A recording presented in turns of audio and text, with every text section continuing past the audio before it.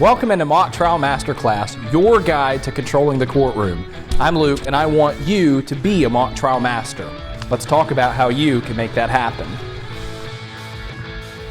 When you're new to mock trial, it can feel really intimidating because chances are you've never been in a courtroom before, and so a lot of the terms you hear thrown around and a lot of the things that happen within the course of a trial you've never seen done before, and you've never heard those words before. So what we're going to do in this video is designed specifically for you folks who've never done this before, who are new to this and feeling a little bit overwhelmed with all this courtroom stuff. We're going to go through the 5 major elements of a trial and explain what each one of them are. Because here's the thing, mock trial people and lawyers like to use a lot of really big words to describe things that aren't that hard to understand. And so I promise if you'll just stick with me over the course of this video, we'll get you to a point where you can understand everything that's happening, for the most part, in a trial, and at least be able to follow it the first time you watch one. Sound good? Let's go. The first thing you'll see happen in a trial is what's called preliminary matters. This is when the judge will walk in, sit down at the bench, and then ask each side if there's any housekeeping issues that they want to take care of before the trial itself begins. Some of the things that you might see taken care of during the preliminary matters part of a trial is you might see an attorney ask the judge if they need to ask permission before approaching witnesses. They might ask the judge if they're supposed to ask permission before moving around the courtroom, or if they have permission to do that without asking throughout the trial. There are lots of those types of housekeeping things you'll hear attorneys ask judges about before a trial begins. Typically in mock trial, preliminary matters is not the time to handle objections, debates, disputes, or anything like that.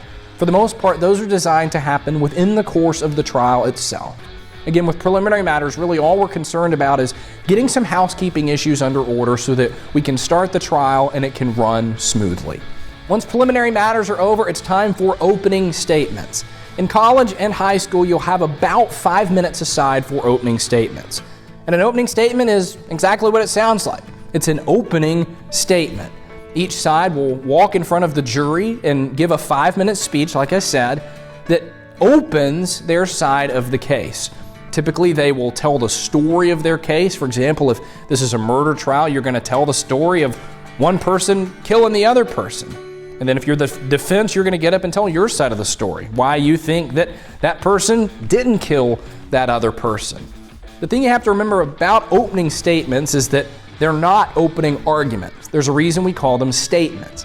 That's because opening statements are designed to simply be a statement. It's a statement of what you expect to happen during a trial, but it's not the time to argue. It's not the time to connect the dots, and it's not the time to really push your agenda on the jury.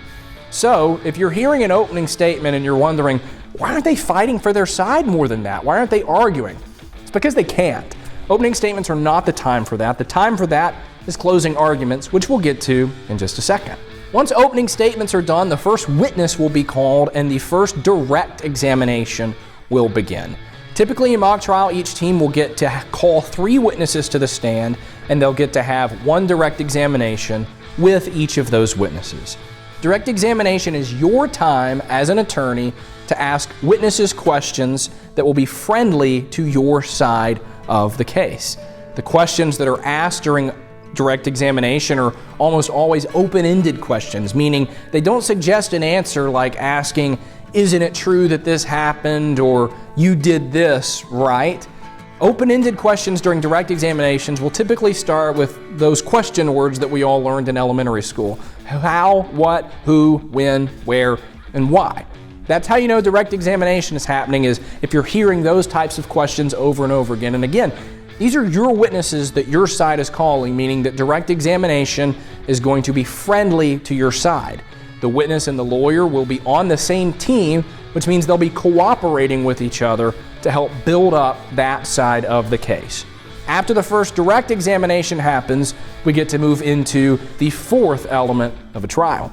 Before we get into what the 4th element of a trial is, I want to remind you that you can schedule coaching with me anytime.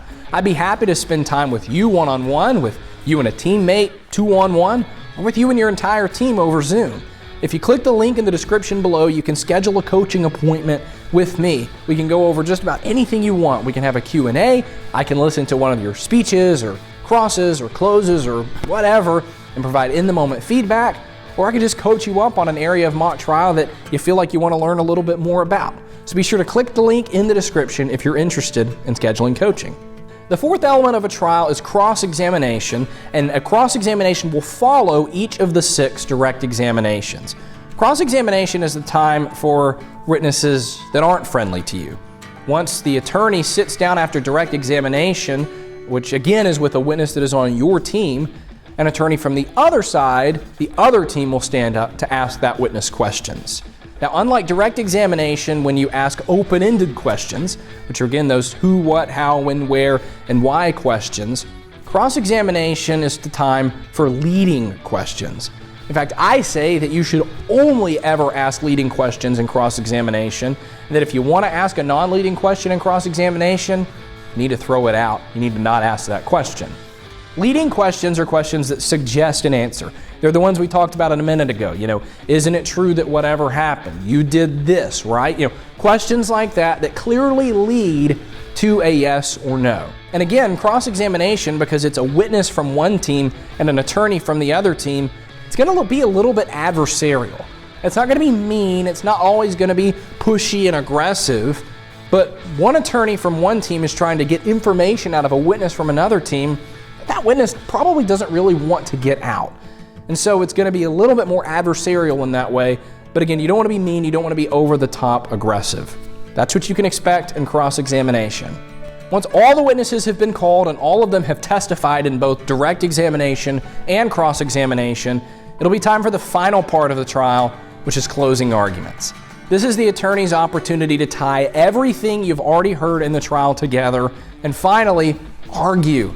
An attorney who does well at closing arguments will start tying loose ends together, start making connections for the jury so that they look back at the case and think, I'm definitely going to rule for that side because that argument was really, really persuasive. Closing arguments you'll have about 5 minutes for in high school, and in college probably anywhere from 7 to 9 minutes for your closing argument. And that's it. That's all you can expect in a trial. If you can understand those 5 elements, which again, aren't that hard to understand, you're all set to go. See, so many people try to make mock trial and trial in general way more complicated than it ever needs to be. But I promise you that the very short video that you just watched, that's all there is to it. Now, you're going to want to learn more about some more terms and strategies and things like that, and that's what this channel is here for. So feel free to go check out plenty of other videos on this channel about mock trial strategy. But when it comes to understanding what's going on and what's happening in a trial, this is it. You got it. I know you do.